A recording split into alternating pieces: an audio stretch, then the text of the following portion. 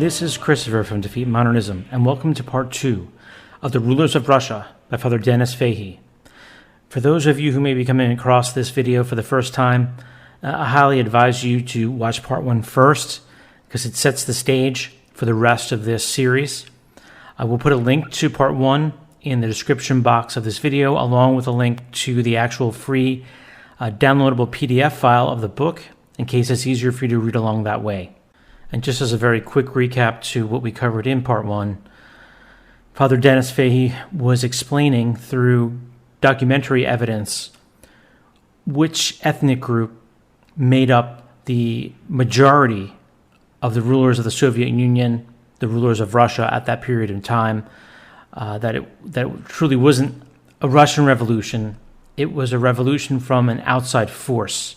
And now we're going to learn more about this alien foe that sought to subjugate, imprison, and mass murder the predominantly white Orthodox Christians in Russia, as well as Catholics throughout the Soviet Union, Poland, Ukraine, just to name a few. So without further ado, let's get to the next section of the book, The Rulers of Russia. In this pamphlet, I present to my readers a number of serious documents which go to show that the real forces behind Bolshevism in Russia are Jewish forces, and that Bolshevism is really an instrument in the hands of the Jews for the establishment of their future messianic kingdom. Since Bolshevism, on its own confession, does not intend to remain within the narrow limits of any one country, but ambitions a worldwide influence or empire, the importance of this documentation is manifest. It is certain that many Catholics are ignorant of these facts and of their implications. When one realizes that communism is an instrument intended to prepare for the coming of the natural Messiah, one can understand the intensity of the hatred of communists against the Mass and against priests, as well as the malignity of the propaganda in every country against the religious orders of the Catholic Church. It is more than probable that many professing communists, even some amongst the paid orators and agents of communism, are unaware of the final goal of their employers and trainers. The intention of these dupes should be drawn to the facts, and they should be asked for full explanations. While stressing the inescapable nature of the conclusions to be drawn from the documents quoted below, I desire at the outset to emphasize the fact that the methods to be adopted by Catholics to frustrate the preparations for the kingdom of the natural Messiah should always and everywhere be in accordance with the teachings and spirit of the supernatural Messiah, our Lord Jesus Christ. Mr. Hilaire Belloc writes, and this was in GK's Weekly, February 4th, 1937, quote, "As for anyone who does not know that the present revolutionary Bolshevist movement is Jewish in Russia, I can only say that he must be a man who is taken in by the suppressions of our deplorable press." End quote. This is a strong statement. What is the evidence to support it? Number 1, the rulers of Russia in 1917 to 1918. In the book, The Mystical Body of Christ in the Modern World, 2 documents are quoted in proof of the fact that the Jews were the real rulers of Russia after the Bolshevik Revolution. The first document quoted on page 88 is a report forwarded to London by Mr. Odendijk, the representative of the Netherlands government at St. Petersburg, when the Bolshevists began their reign of terror. Mr. Balfour received the report via Christiana on the 18th of September 1918. It was published as a British white paper in April 1919 and was entitled, quote, "Russia, Number 1, 1919, a collection of reports on Bolshevism in Russia," end quote. The kernel of the paper is contained in the following extract from Mr. Odendijk's report, quote, "The danger is now so great that I feel it my duty to call the attention of the British and all other governments to the fact that, if an end is not put to Bolshevism at once, the civilization of the whole world will be threatened. This is not an exaggeration, but a sober matter of fact. I consider that the immediate suppression of Bolshevism is the greatest issue now before the world, not even excluding the war which is still raging, and unless, as above stated, Bolshevism is nipped in the bud immediately, it is bound to spread in one form or another over Europe and the whole world, as it is organized and worked by Jews who have no nationality and whose one object is to destroy for their own ends the existing order of things. The only manner in which this danger can be averted would be collective action on the part of all the powers." End quote. So I'm just going to hold up here for a second and just give a quick commentary. So these first 2 pages that I read, you can see the attack was on Christianity, on the Catholic Mass. And with Vatican II being termed as the French Revolution in the Church by the very modernist prelates, like Ratzinger, Benedict XVI, among others, they destroyed the true Mass and replaced it with a illicit and, I would say, invalid rite of Mass that destroys the true Catholic understanding and meaning, is really blasphemy. So they accomplished that in the 1960s with the church. That was the revolution in the church. But here we are in 2022, and I'm recording this, and we see the Great Reset. We see this organized mass extermination of people through biological weapons, through a planned biological attack, where the real weapon would be the delivery system in the injections. And now we're on the verge of cyber attacks, which we keep hearing, which will absolutely destroy hundreds of millions of people without energy or food. And then nuclear war, which we all know. So we are really at that point in world history where Our Lady's warnings at Fatima in 1917, where she said various nations will be annihilated. We are here, in my opinion, now. And I think it's really, it could be a matter of days, weeks, months before something major to that extent happens. I pray and hope it doesn't.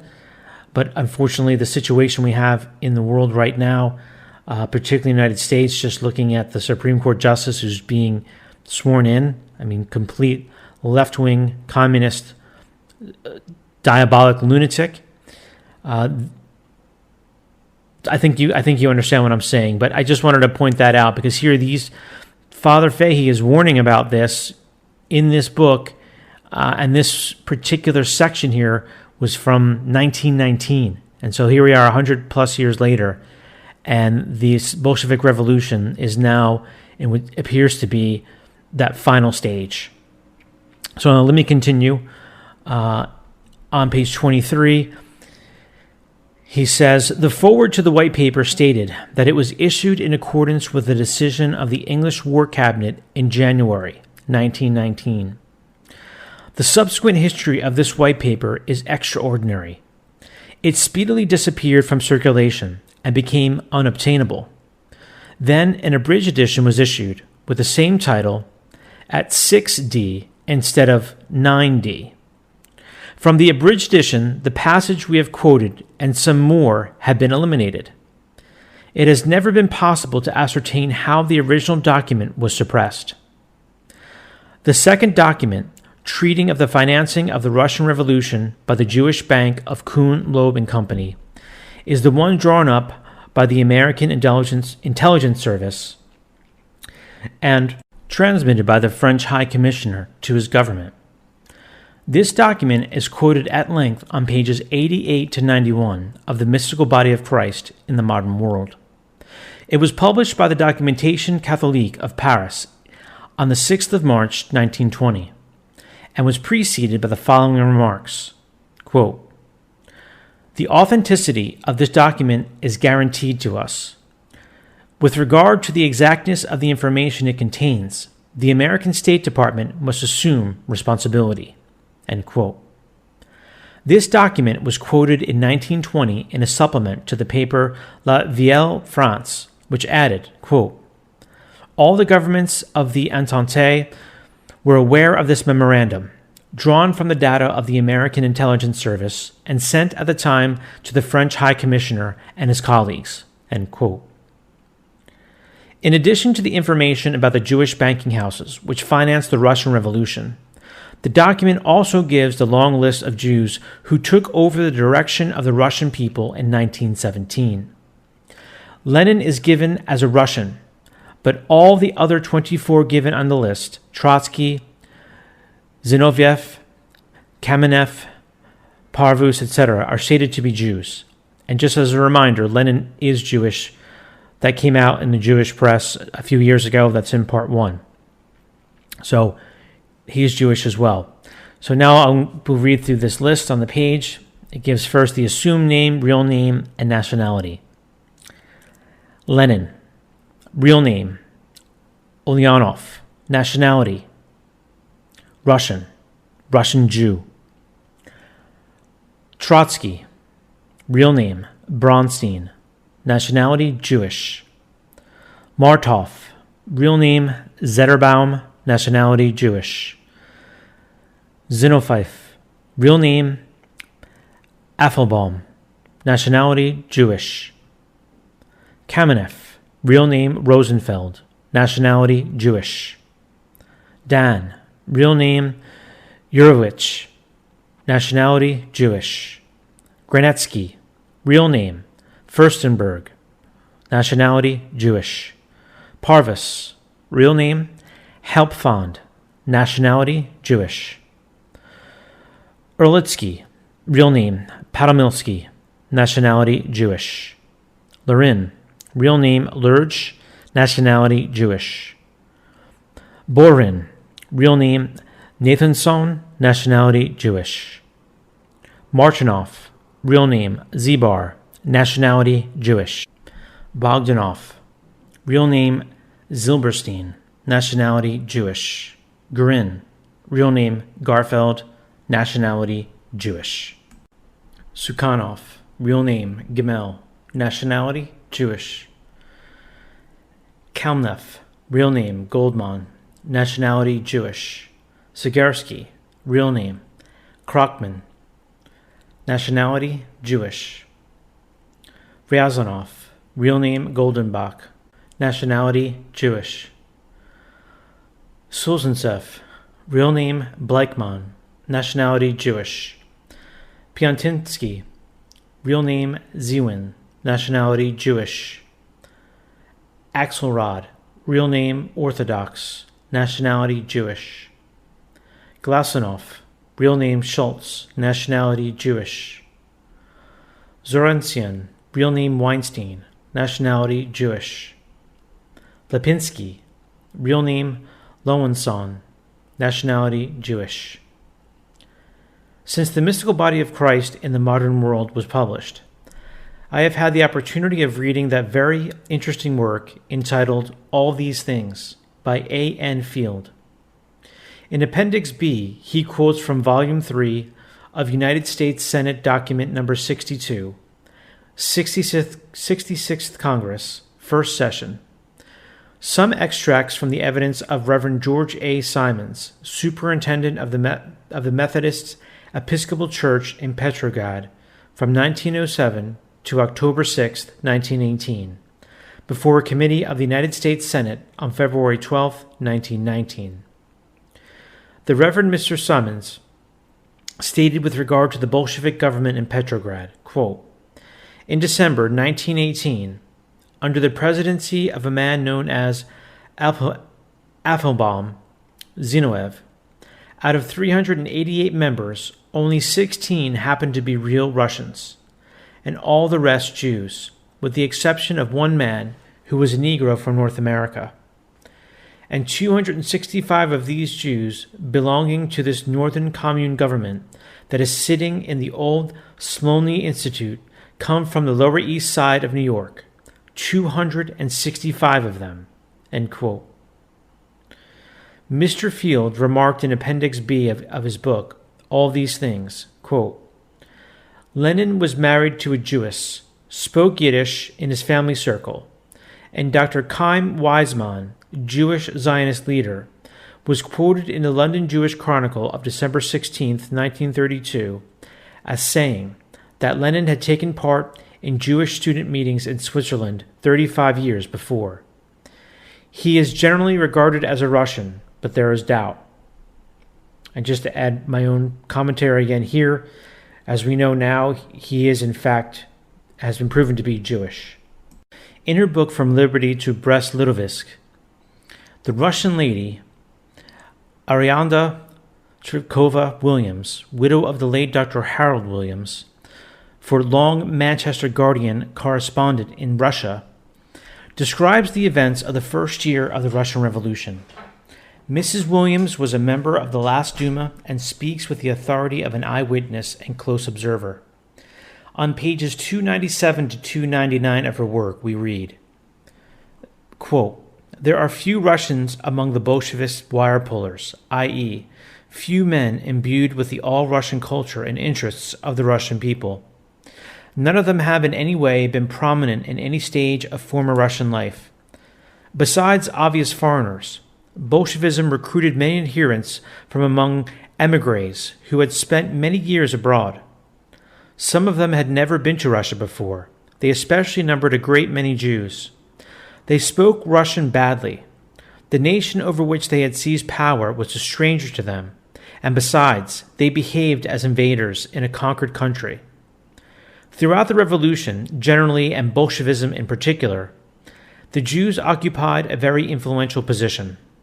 This phenomenon is both curious and complex, but the fact remains that such was the case in the primarily elected Soviet, the famous trio Lieber, Don, Getz, and all the more so in the second one. In the Soviet Republic, all the committees and commissaries were filled with Jews. They often changed their Jewish names for a Russian one, Trotsky to Bronstein, Kamenev to Rosenfeld, Zinoviev to Appelbaum, Steklov to Nekhomkes, and so on. But such a masquerade deceived no one, while the very pseudonyms of the commissaries only emphasized the international, or rather the alien character of Bolshevist rule. But of course, there were also Russians among the Bolsheviks, workmen, soldiers, peasants. Ulyanov Lenin is a Russian.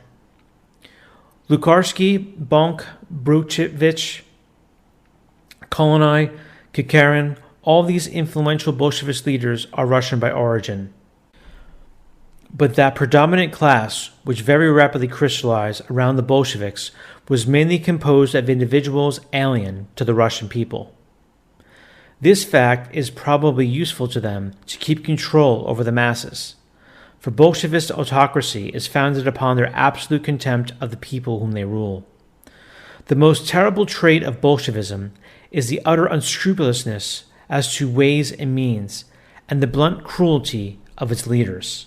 End quote. Shortly after the second edition of this pamphlet appeared, a close student of the Russian Revolution wrote to me to say that he could find no confirmation of the statement that Lenin spoke Yiddish in his family circle. A Russian lady also wrote to a friend of mine that, quote, Lenin's wife, M.K. Kropkalya, is a Russian, and even if she were a Jewess, which she is not, at home she would speak Russian, end quote. I here beg to set out what I have since been able to discover about this question. For some of the writers I have quoted about with the predominance of the Jews, namely the Russian lady Mrs. Williams and the English journalist Robert Wilton, Lenin or Ulyanov is undoubtedly a Russian. For Mrs. Williams, he was purely and simply the son of a schoolmaster belonging to the nobility of the Simbirsk province. On the other hand, though the Russian historian D. Petrovsky, on page 37 of his detailed History of the Revolution, La Russe sous les Juifs, Russia under the Jews, says that Lenin, Ulyanov, is one of a number of Russian traitors, yet on page 86 of the same work, he adds in a note, quote, Lenin is commonly held to be a Russian, but the natives of Simbirsk are of a different opinion. They relate that a convoy of prisoners traversed Simbirsk a good many years ago. After the departure of the prisoners, a little boy remained behind and was picked up and reared by a gentleman named Ulyanov. Years after, a letter came, in an ill-formed characters from the convict settlement from a certain Ilko Srul Goldman, saying that he had learned, as a result of lengthy inquiries, where his son was. He asked for news of him. This Goldman was said to be Lenin's father. He never again wrote." End quote. Again, Victor E. Marston, who was for many years the Morning Post's correspondent in Russia, and who was present at the time of the Revolution of 1917, writes, quote, "Lenin is a half-blooded Jew. That is to say, the original Ulyanov who bore the name of Lenin was so, but there is ground to believe that the present Lenin is personating that man who is dead, and that the actual Lenin of the Bolshevik business is what he looks, a full-blooded Jew." End quote. From Jews in Russia, page 5.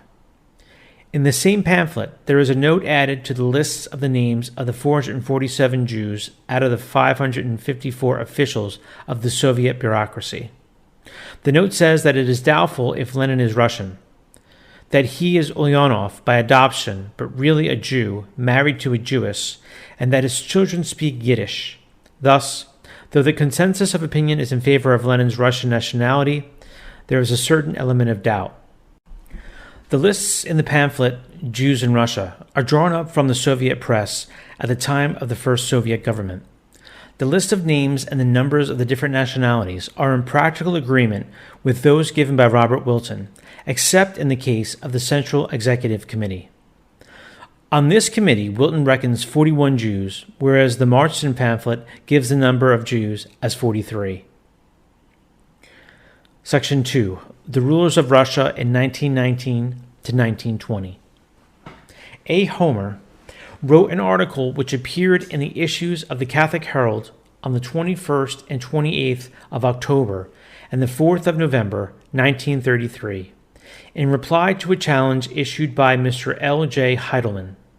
The article was reprinted in pamphlet form in response to a widespread demand for this information, which had been collated from authoritative sources, both Jew and Gentile, to demonstrate the relation between Judaism and Bolshevism, and the alliance between international finance and its protégés, Bolshevism and Zionism.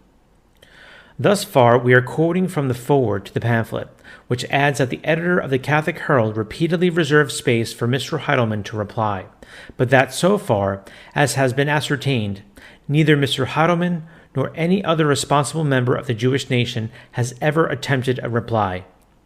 From the pamphlet itself, we learn, quote, "The Soviet movement was a Jewish and not a Russian conception. It was forced on Russia from without, when, in 1917, German and German-American Jew interests sent Lenin and his associates into Russia, furnished with the wherewithal to bring about the defection of the Russian armies."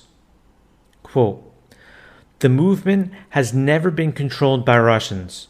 Of the 224 revolutionaries who, in 1917, were dispatched to Russia with Lenin to foment the Bolshevik Revolution, 170 were Jews." B. According to the Times of the 29th of March, 1919, of the 20 or 30 commissaries or leaders who provided the central machinery of the Bolshevist movement, not less than 75% are Jews. Among minor officials, the number is legion. According to official information from Russia in 1920, out of 554 members of the Bolshevist administration, 447 were Jews. The number of official appointments bestowed upon Jews is entirely out of proportion to their percentage in the state. The population of Soviet Russia is officially given as 158,400,000.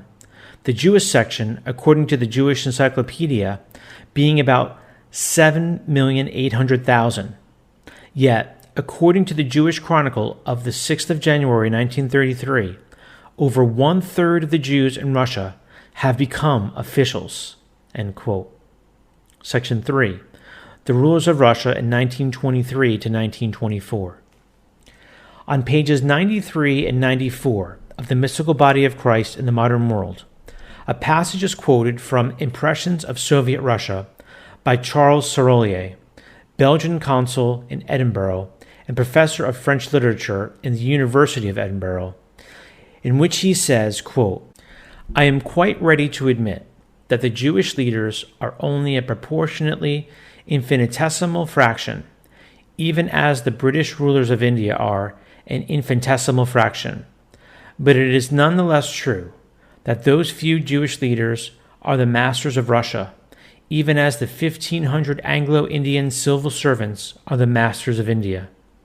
For any traveler in Russia to deny such a truth would be to deny the evidence of his own census.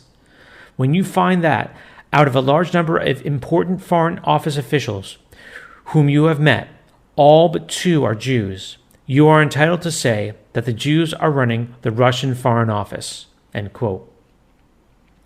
Professor Sarolia says that he has been a constant student of the Russian language, of Russian literature, and of Russian conditions for 35 years, and that he submitted his manuscript before publication to some of the highest European authorities on things Russian and Slavonic.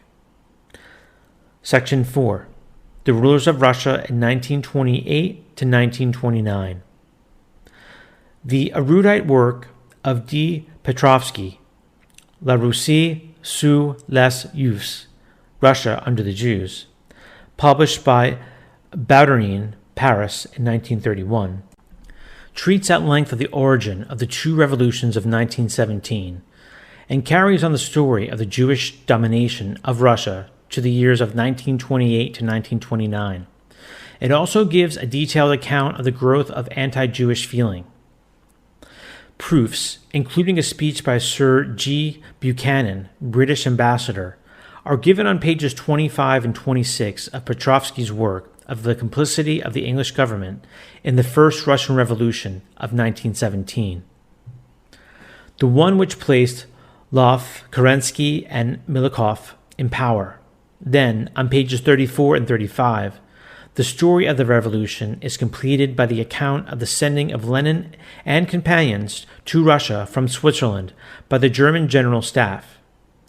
It is there also asserted that it was Milikov, the Minister for Foreign Affairs in the revolutionary government, who procured from the English government the release of Trotsky and companions, who had been put under arrest at Halifax, Nova Scotia, by the British naval authorities. Petrovsky thinks that without the connivance of Kerensky, the Second or Bolshevist Revolution of 1917 would not have been possible. Germany and England were at war, but both were induced to help to install Jewish power in Russia.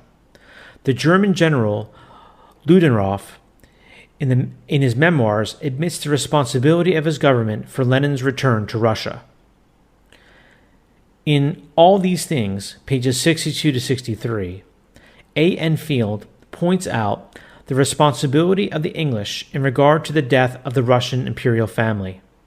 He quotes statements by Kerensky and by Miss Muriel Buchanan, daughter of the British ambassador to Russia, Sir George Buchanan. The Tsar and the imperial family were murdered by the order of the Jew Sverdlov. The Figaro of Paris in April 1932 gave an outline of the career of Mr. Otto Kahn, partner in the Jewish International Banking House of Kuhn, Loeb and Company, which, as we have seen, according to the American Official Intelligence Service, financed the Bolshevik Revolution of 1917. Otto Kahn's fellow partners were Jacob Schiff, Paul, and Felix Warburg. According to the Figaro, Mr. Kahn, on the first going to America, was a clerk in the firm of Speyer and Company, and married to a granddaughter of Mr. Wolfe, one of the founders of Kuhn, Loeb and Company. The Parisian paper added that in June 1931, Mrs. Otto Kahn paid a visit to Russia, where, quote, she was officially received by the Soviet government, which gave in her honor a grand diplomatic dinner and several brilliant receptions.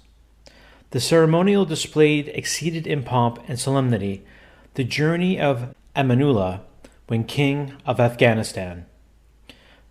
The Red Army lined the roads at the present arms. It was the least that the heads of the proletarian dictatorship could do in order to honor the wife of one of their sovereigns. End quote. On the same pages 56 and 57 of all these things by A.N. Field, from which the above information is taken. We also read that Mr. Hanan Swaffer wrote in the Daily Herald on April 2nd, 1934, as follows, quote, I knew Otto Kahn, the multimillionaire, for many years. I knew him when he was a patriotic German. I knew him when he was a patriotic American.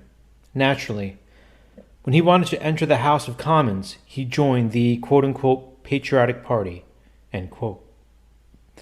We read, too, that an attempt was made to secure the nomination of Mr. Otto Kahn as president of the English-speaking Union, and the maneuver was defeated by the timely exposure of Kahn's Bolshevist activities. It was proved that Kahn's house was a meeting place for Soviet agents such as Nina Smorodin, Claire Sheridan, Louise Bryant, and Margaret Harrison. Section 5. The Rulers of Russia in 1935 to 1936. In the able work of A.N. Field, from which I have already quoted, we find on pages 276 and 277 the following remarkable statements. Quote, Stalin, present ruler of Russia, is not a Jew, but took as his second wife the 21-year-old sister of the Jew L.M. Kagowitz, his right-hand man, who has been spoken of as his probable or possible successor. Stalin's every movement is made under Jewish eyes. End quote. Central Committee of the Communist Party, 1935. According to the Defender, Wichita, Kansas, for February 1936, the Central Committee of the Communist Party in Moscow, the very center of international communism, consisted of 59 members, of whom 56 were Jews, and the other 3 were married to Jewesses. These figures are given in other journals also. And I'm going to spare you reading all 56 of those names, which most of them I'm probably not going to pronounce correct anyway. But for those on the podcast, in the book, they list all the names of the individuals, beginning with Stalin. So now continuing underneath those names, it says, the Bolshevik Commissar for Foreign Affairs is the Jew Litvinov, of the many aliases, former passer of stolen banknotes and lately president of the Council of the League of Nations. A detailed list of the staff under him, as printed in Das Berner Feuilleton by Stephen Dotz, Doctor of Law, Budapest, shows it is almost entirely Jewish, both in respect of the principal and minor offices. The same applies to the Bolshevik diplomatic corps abroad. The following list of Bolshevik ambassadors and ministers, plenipotentiary in different countries, is compiled from various publications issued in 1935 and 1936. It may not be quite up to date, but is nearly so.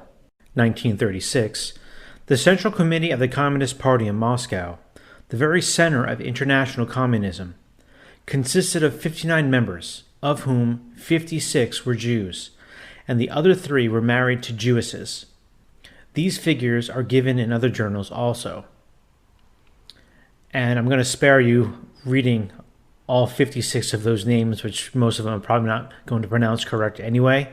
But for those on the podcast, in the book, they list all the names of the individuals, beginning with Stalin. So now continuing underneath those names, it says, the Bolshevik Commissar for Foreign Affairs is the Jew Litvinov, of the many aliases, former passer of stolen banknotes and lately president of the Council of the League of Nations. A detailed list of the staff under him, as printed in Das Berner Feuilleton by Stephen Dotz, Doctor of Law, Budapest, shows it is almost entirely Jewish, both in respect of the principal and minor offices. The same applies to the Bolshevik diplomatic corps abroad. The following list of Bolshevik ambassadors and ministers, plenipotentiary in different countries, is compiled from various publications issued in 1935 and 1936. It may not be quite up to date, but is nearly so. Bolshevik ambassadors, 1935 to 1936. Country, Great Britain. The ambassador or minister, Maisky, alias Steinman. Race, Jew. Germany, Suritz, Jew. France, Potemkin, Russian. His staff was Jewish. Italy, Stein, Jew. United States, Troyansky, married to a Jewess, Russian. Japan, Urenev, alias Goffman, Jew. Turkey, Karakane, Jew. Belgium, Rubinine, Jew. Norway, Jakubowicz, Jew. Sweden, Madame Cleontai, Jewess. Romania, Ostrovsky, Jew. Greece, Kobetsky. The staff was Jewish. He was Russian. Latvia, Bravatsky, Jew. Lithuania, Karski, alias Benjamin, Jew. Finland, Asmos, Jew. Switzerland, Dr. Bogoski, Jew. Uruguay, Mink, Jew. The League of Nations delegation, Litanov, Jew. Rosenberg, Jew. Stein, Jew. Marcus, Jew. Brenners, Jew. Hirschfeld, Jew. Halpfand, Jew. Swansea, Georgian. The reader may wonder why newspapers never mention that Bolshevism is simply a Jewish conquest of Russia. The explanation is that the international news agencies on which papers rely for foreign news are controlled by Jews. The Jew Jagoda is head of the GPU, the former Cheka, now called the People's Commissariat for Internal Affairs. The life, death, or imprisonment of Russian citizens is in the hands of this Jew, and his spies are everywhere.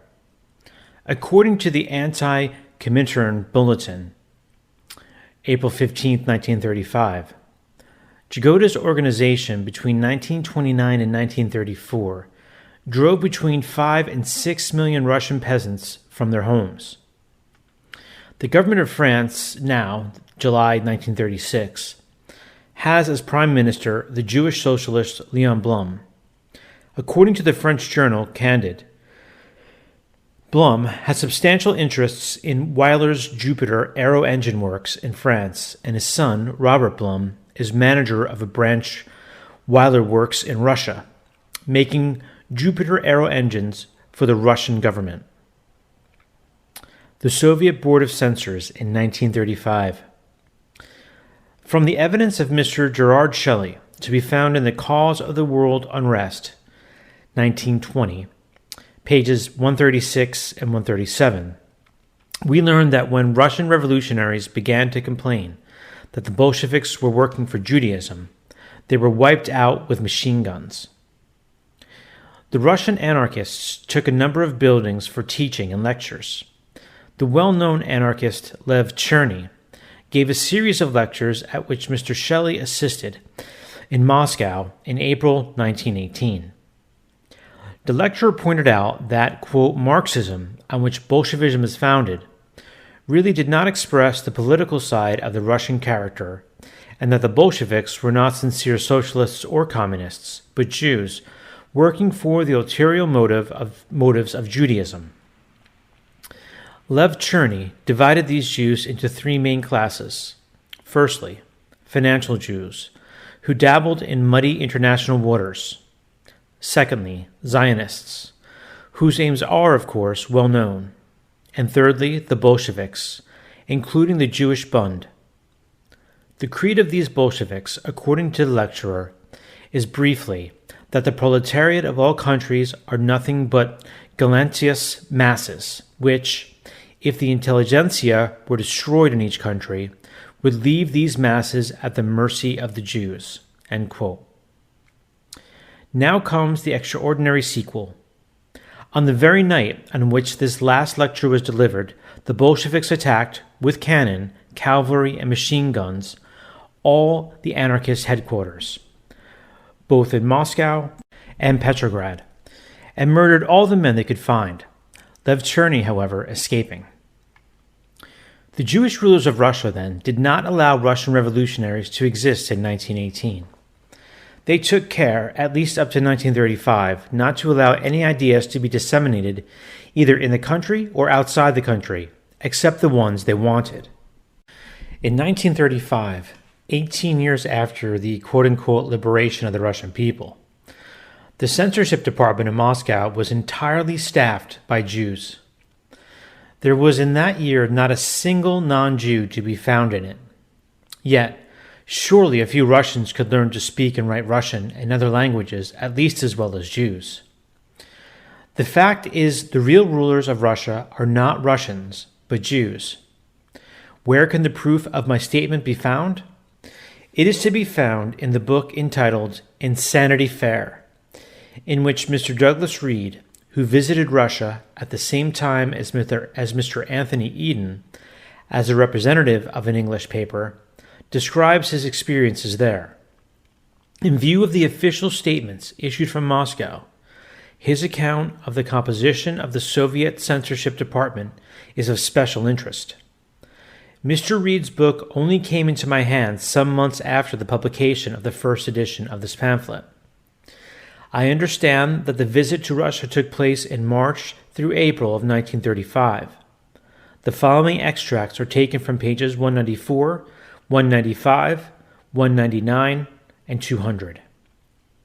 Quote, "The two great British institutions, represented by Eden and myself, had never sent a representative to Soviet Russia until now. British statesmen had never gone to Moscow. My paper had never sent a correspondent to Moscow because of the Soviet censorship. Thus, our two visits were both great events, each in its own sphere. The Soviet government had repeatedly complained about Russian news being published from Riga and asked why a correspondent was not sent to Moscow to see for himself, and the answer was always censorship. So my arrival was in the nature of a prospecting tour. Before I had been there 5 minutes, the Soviet government started quarreling with me about the most trivial thing. For I wrote that Eden had passed through streets lined with drab and silent crowds. I think that was the expression, and a little Jewish censor came along and said these words must come out. I asked him if he wanted me to write that the streets were filled with top-hatted bourgeoisie, but he was adamant. Such is the intellectual level of the censors. The censorship department, and that means the whole machine for controlling the home and muzzling the foreign press, was entirely staffed by Jews. And this was a thing that puzzled me more than anything else in Moscow. There seemed not to be a single non-Jewish official in the whole outfit, and they were just the same Jews as you met in New York, Berlin, Vienna, and Prague, well manicured, well fed, dressed with a touch of the dandy.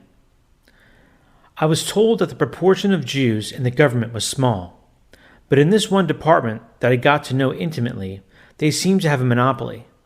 And I asked myself, where were the Russians? The answer seemed to be that they were in the drab, silent crowds which I had seen, but which must not be heard of. I broke away for an hour or two from central Moscow and the beaten tourist tracks and went looking for the real Moscow. I found it. Streets long out of repair, tumble-down houses, ill-clad people with expressionless faces.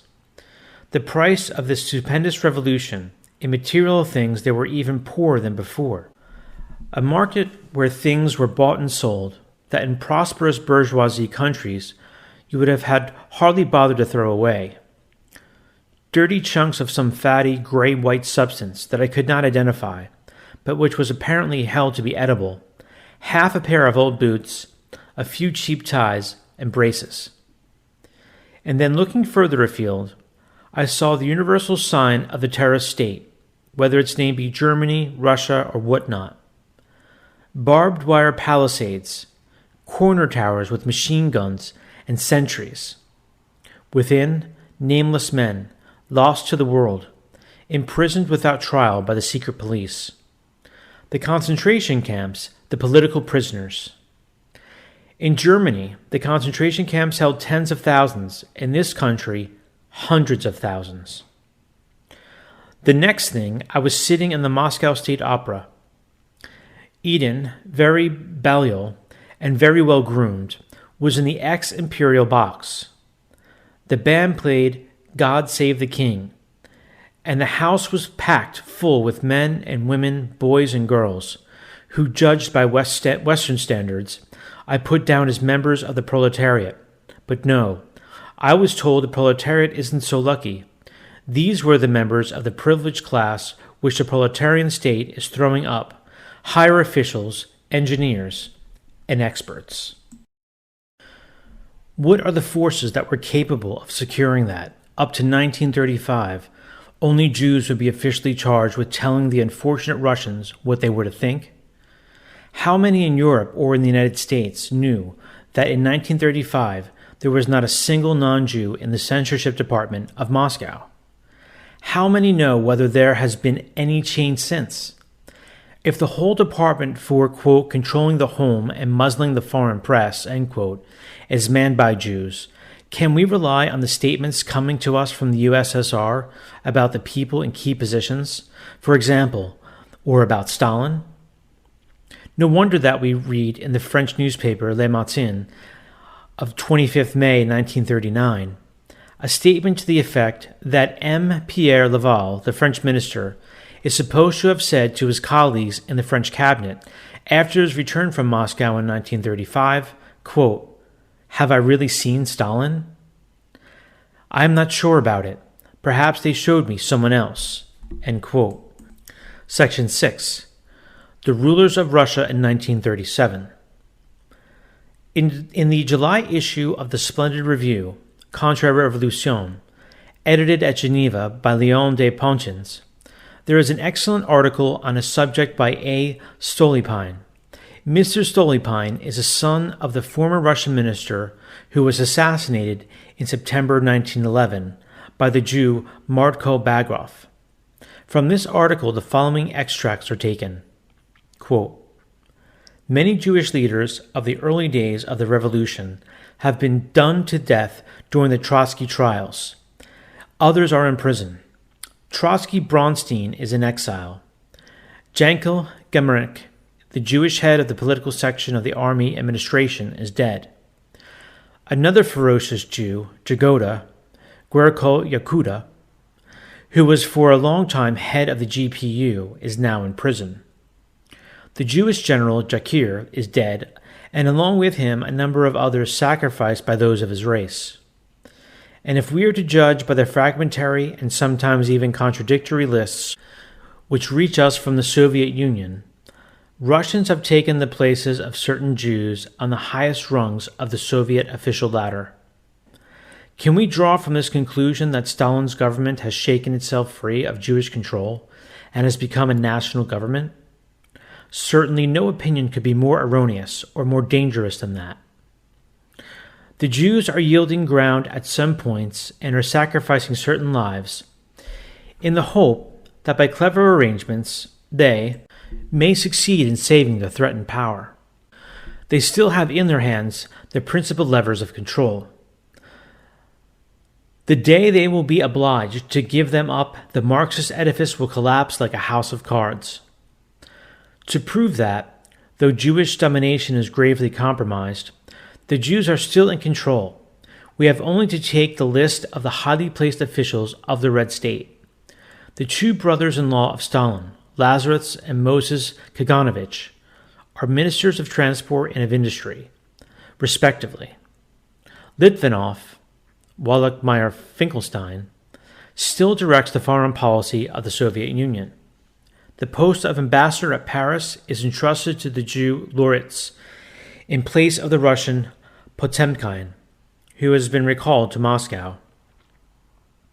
If the ambassador of the USSR in London, the Jew Maisky, seems to have fallen into disgrace, it is his fellow Jew, Samuel Kagan, who represents USSR on the London Non-Intervention Committee. A Jew named Urenev Goffman is the ambassador of the USSR at Berlin. Since the beginning of the discontent in the Red Army, the guard of the Kremlin and the responsibility for Stalin's personal safety is confided to the Jewish colonel Jacob Rappaport. All the internment camps, with their population of 7 million Russians, are in charge of the Jew Mendel Kerman, aided by the Jews Lazarus Kagan and Simon Firkin.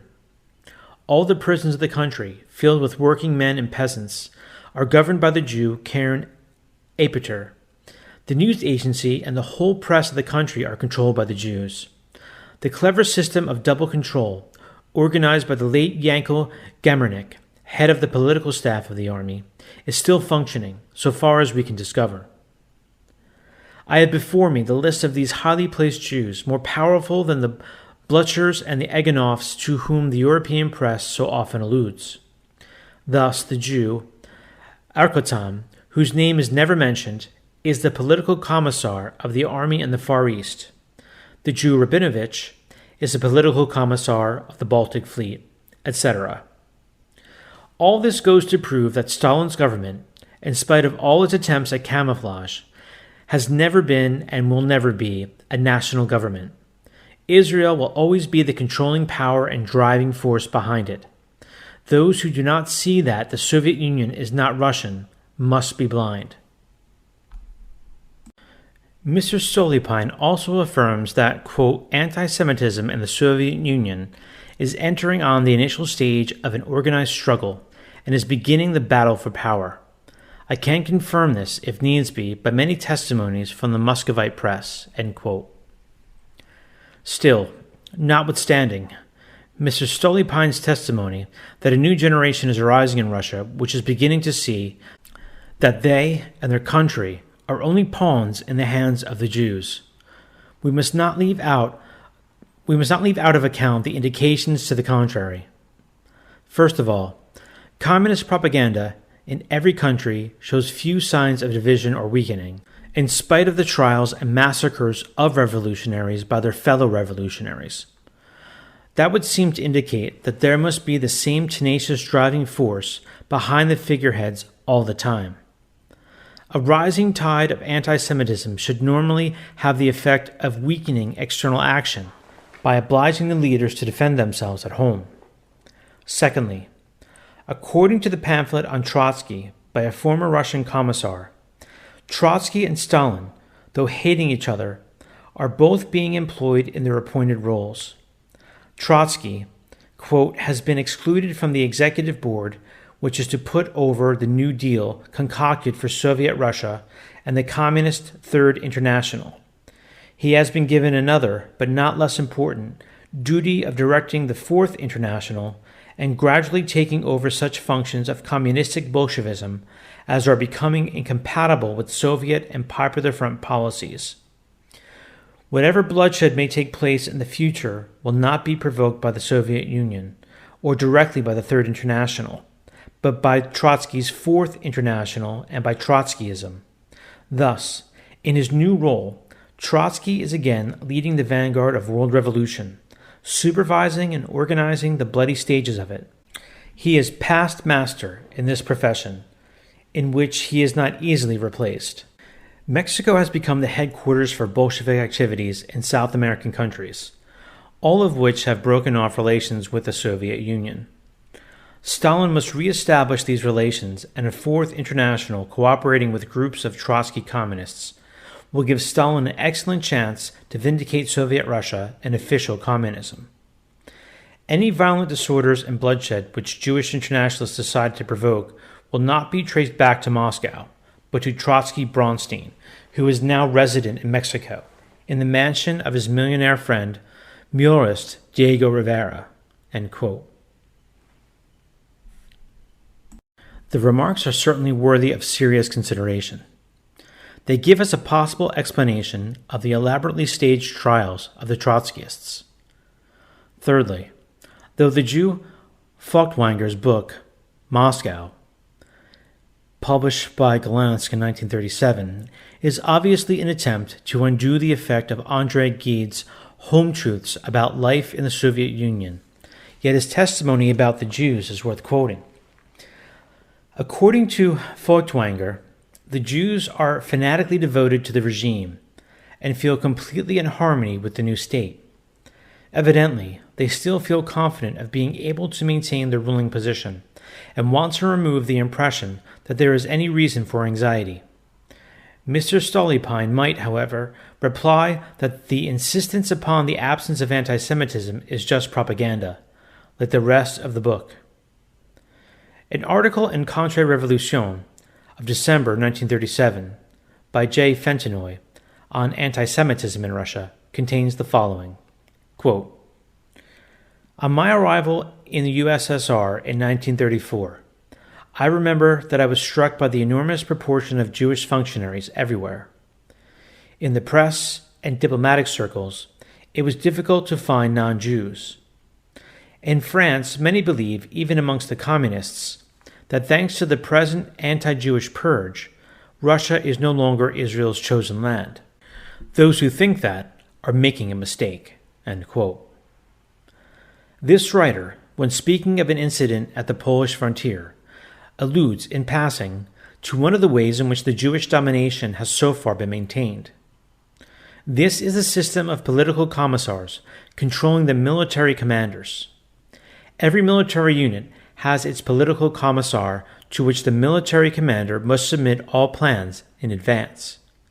In practically every one of the political commissars is or was a Jew. In the pamphlet on Trotsky, Defender Publishers, Wichita, Kansas, by a former Russian commissar, there is a good outline of the working of the system.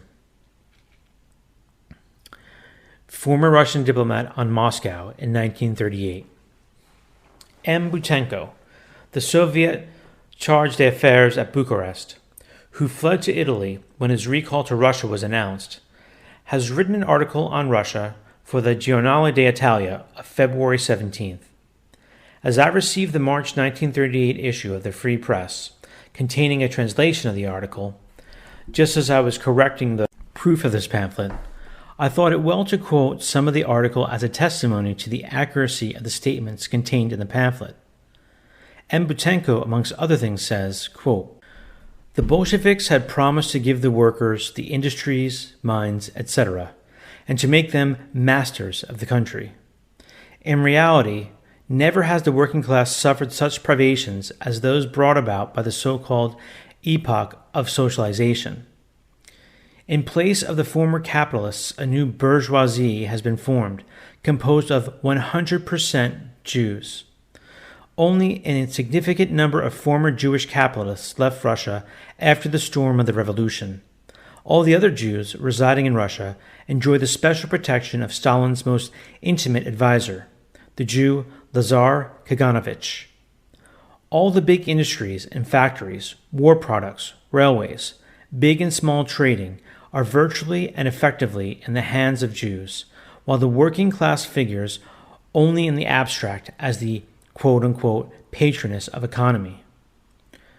The wives and families of Jews possess luxurious cars and country houses, spend the summer in the best climatic or bathing resorts in the Crimea and the Caucasus, are dressed in costly astrakhan coats.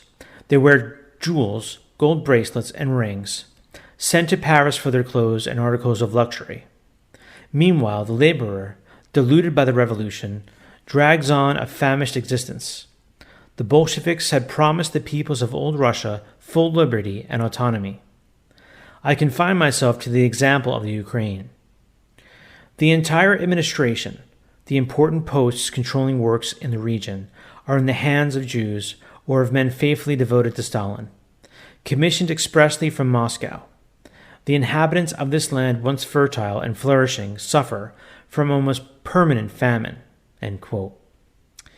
M. Butenko has since written in Italian an account of life in the Soviet Union entitled Rivelazioni su Mosca. He mentions the fulsome epithets such as, quote, "light and delight of the workers," end quote, and "mighty leader of peoples," applied to Stalin by Jews masquerading as journalists. So I'm going to end this second part here. We'll pick up the appendix in the next video, which is many pages of that. But as much as things change, they stay the same. because we can see that the United States has become the little lapdog of the Israeli lobby, which is why all the presidents go to the Wailing Wall and make just an embarrassing subjection to Israel. And then you have all these foolish Protestants, these Zionist Protestants that send money there. It's just, it's horrifying, really. A lot of these people are completely brainwashed into thinking that somehow that nation is a bunch of holy people. It's just unbelievable when you see the absolute barbarity of which they treat nations and how they act towards non-Jews. And just to end this with some recent news, you can see on the screen here, this headline says, Zionists drool over Ukraine as new quote-unquote big Israel. Moses Zelensky. So trying to paint this guy who, from what I've seen or have read, I don't know how true it is not only is he a bad actor and a comedian, but I've heard that he was a gay porn star, but I can't confirm that. But I would not be surprised, especially looking at what's on the screen here with what they're supposedly fighting for over there. You know, these sodomite rights, as if that's something to be proud to fight for. But that's the depravity we've fallen to in this world. And just tying into that one article I just mentioned about the big Israel, you can see from the Israeli paper Haaretz, it says, Zelensky says post-war Ukraine will emulate Israel, won't be liberal European. And then as you go down in the article, the author writes here, Ukraine will become a quote-unquote big Israel with its own face, Ukrainian President Volodymyr Zelensky declared on Tuesday, indicating that his country intends to emulate the Israeli security state in the wake of Russian invasion. So it's going to be just another Soviet Union type state, and I'm sure the Ukrainian people don't want this. It's just a new brand of Judeo-Masonic communism to destroy Western civilization, to destroy Christianity, and to bring in the Luciferian New World Order, the worship of Antichrist. So, buckle your seatbelts, say your prayers. Please keep in your prayers. Remember to hit the like and subscribe button. And part 3 probably will release after Easter at this point. So keep an eye out for that. And I wish you all a blessed end of Lent. And may God have mercy on us all.